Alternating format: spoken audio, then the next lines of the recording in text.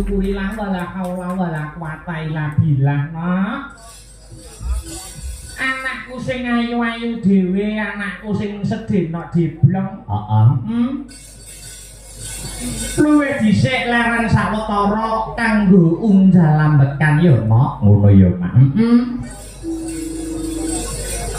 Pancen sengaja limbukan rada tak gawe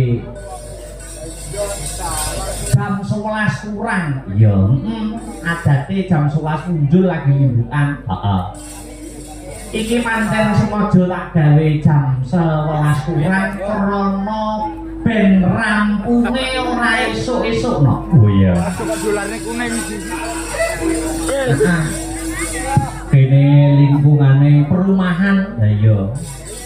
Mula yo angon wektu angon manci. Iya, sing penting lakone kecekel hiburane ana.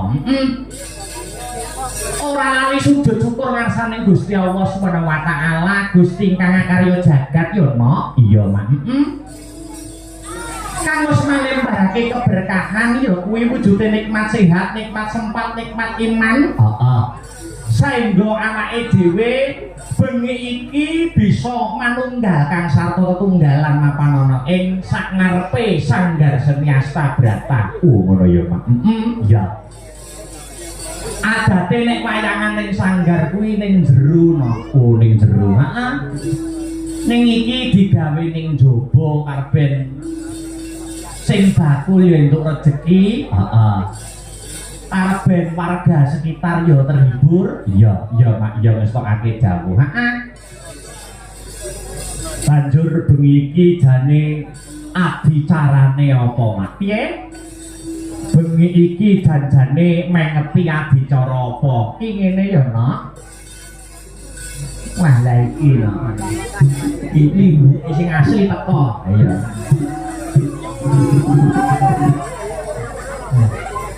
Rumangsaku ber poso wah awake kaya apa tenan. Lah ya.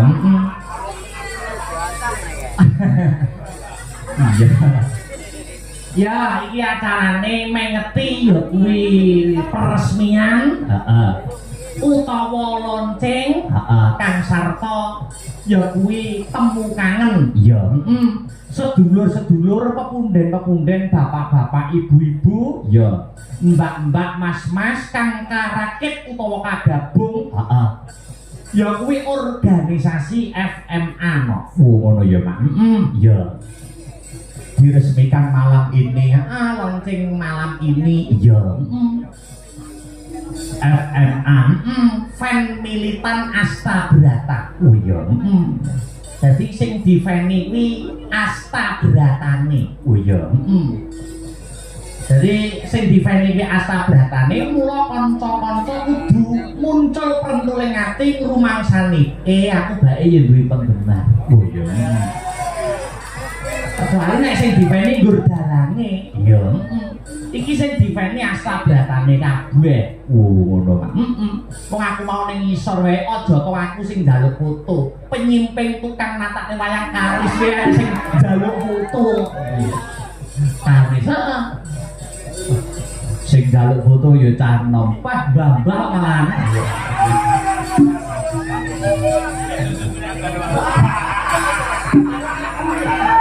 Cocok nek karo Mbak Mandara cocok. Iya, kula ngaturke panuwun, terima kasih yang sangat banyak. Iya.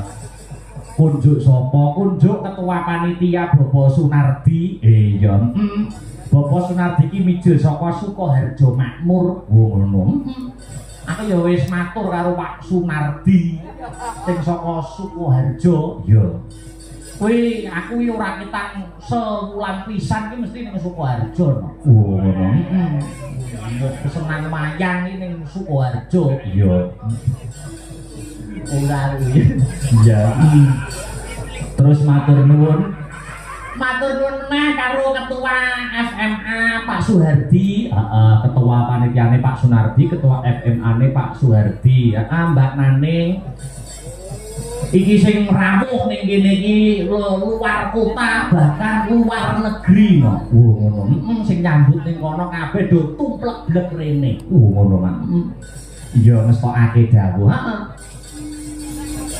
Lan ora bisa disebutake siji mboko siji ora kena.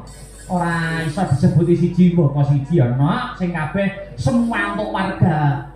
Organisasi FMA ngaturaken panuwun terima kasih yang sangat banyak yang sudah setia mendukung ya kuwi karya-karya api elek didukung kanca-kanca saka Sanggar Seni Astabrata. Ngono ya, Mak. Ya wis kok akeh dawuh. Heeh. Kaya FMA ngene iki jane cocok galicok nek ngene iki pendak taun pisan kok. Oh iya. Nggo temu kangen. Anu, iya. Jadi angger setahun pisan kok bar poso kuwi mesti agenda rutin FMA ngelumpuk silaturahmi dadi siji ning Nganjuk. Wah kuwi jempol papat no. Amin.